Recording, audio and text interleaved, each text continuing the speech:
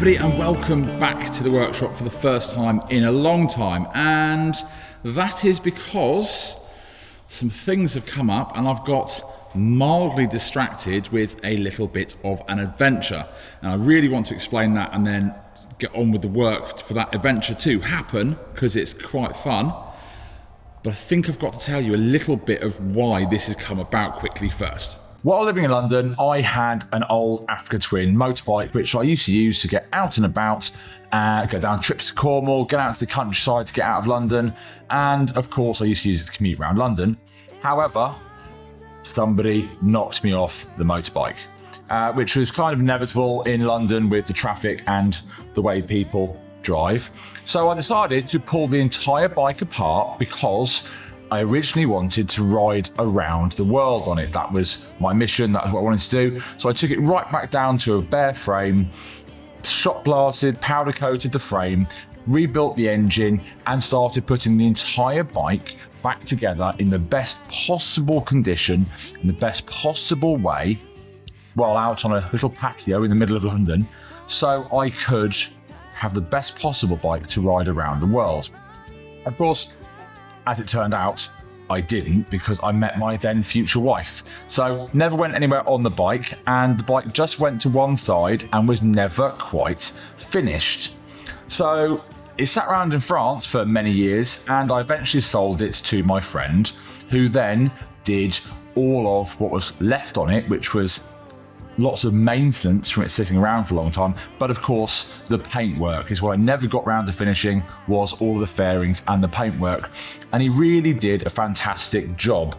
It was very, very nice to see such a great job, because I had lost interest, I'd lost heart, and I certainly didn't have the time nor the inclination to do something with the bike, but I wouldn't get rid of it. Before this point, it was only because the particular person who bought it said he would finish it that I actually finally parted with it. And what a job he actually did. Really, it was better than I ever would have done, and it would have cost me a huge amount of money to do for something I wasn't going to use.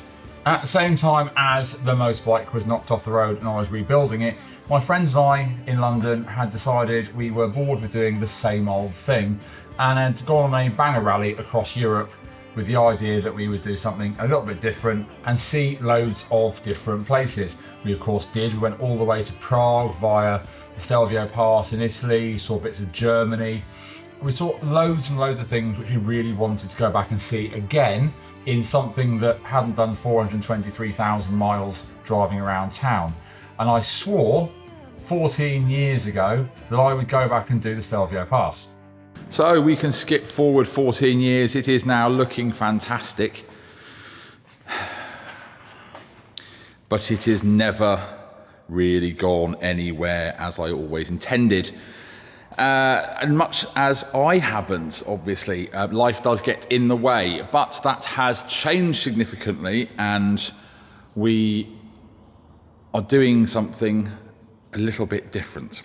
Fine, I'm not about to go and ride around the world. I've got other things to do, and the world has changed. You can't really do it in the same way. Lots of people do, but the things I wanted to go and see, it's a different world from then. So I want to go and do some things that are exciting, because I think we fall into our own little traps where we're very, very comfortable in our own lives, and pushing yourself outside of that comfort zone and seeing other things is why the world is an amazing place.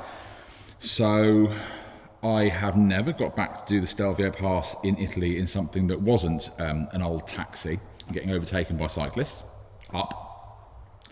And I never got to ride my motorbike around the world. I think really the longest I went from London to Cornwall a few times. So, despite the fact I haven't really ridden motorbikes in 13 years of any sort of distance, we've decided we are going to go, and a group of friends have decided we are going to go and do the Furka Pass in Switzerland, Stelvio Pass, bits of the Black Forest, down into Italy, have a little holiday, and all over France, to really go and enjoy ourselves and do something that's just not the norm. Now, I do appreciate there are people that go out and properly travel the world and stuff. This is not a big thing for some people. For me, it massively is. I'm getting to tick off loads of things that I have wanted to do for a very long time and pushing myself to do it, because much like playing with the cars in here and the chateau, you're supposed to be able to go and have a life other than just those things. So, the Evolution, well, decided I wanted something a little bit faster, hence the phaser. And that seems a bit silly. You could say, should I be taking this? But I started riding it a bit, and apart from the fact it's 36 years old now, I wouldn't want anything to happen to it. I love this thing too much. Plus, I think it was for 49 or 59 brake horsepower, I'd have to check, when it came from the factory. Many of those horses have since left the stable and had a long, fulfilling life in a field before dying of old age. It's not fast, it's got a 5-speed gearbox, and I think I would ruin the journey for me, and end up hating something that I love, let alone hurting the bike. So obviously, like I said, then I thought, I'll do it on the phaser.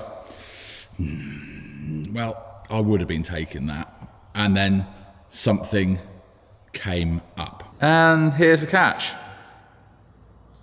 It's not really a complete motorbike, and it doesn't run. So, it's time to see if I can change that fact. So yes, I am waiting for parts for the engine for the VW van, and I'm actually waiting for the tool to remove the windscreen. So I am at the mercy of deliveries, which are a lot slower at the moment than they have been because of various things throughout the world going on and lack of fuel. This has come up, and I've wanted one of these for a very long time. It will split opinion. Some people love these things, some people don't. They hold the money quite well, and I got this for an absolute bargain price because it does not run. However, I think we know exactly what the problem is. What's in the box? What's in the box, Philip? What's in the box? Well, what's in the box is the gamble, which will either make this a bargain or very much not. So that was what was in the box. An alternator. So for those not mechanically minded, this is what generates electricity. So when this turns, it generates electricity which keeps your vehicle running and also recharges the battery which is in your vehicle, which made it start. Ordinarily, most motorbikes do not use an alternator like this. BMW are a little bit different with their bikes. So this is much more like a car, as an example. Let's just...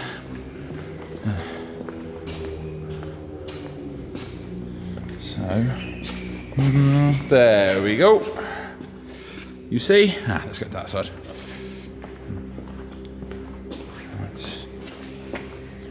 A larger version for a car. That's on the VW engine. So, much like a car, because, well, that's the reason why they say BMWs are like tractors. They are just simple. So basically, you can see in there, that's the bottom, that's the engine pulley, and then up there in that gap, via a belt, is that alternator. Basically, this gap in there is where the alternator goes through there, pulley, belt, and then everything else back together, but I have no idea where the everything else goes on this, so this shall be exciting.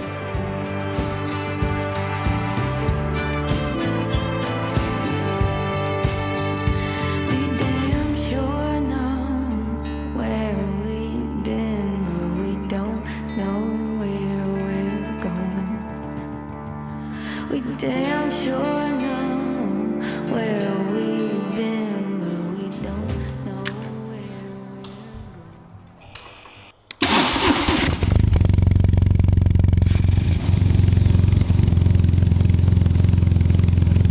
we're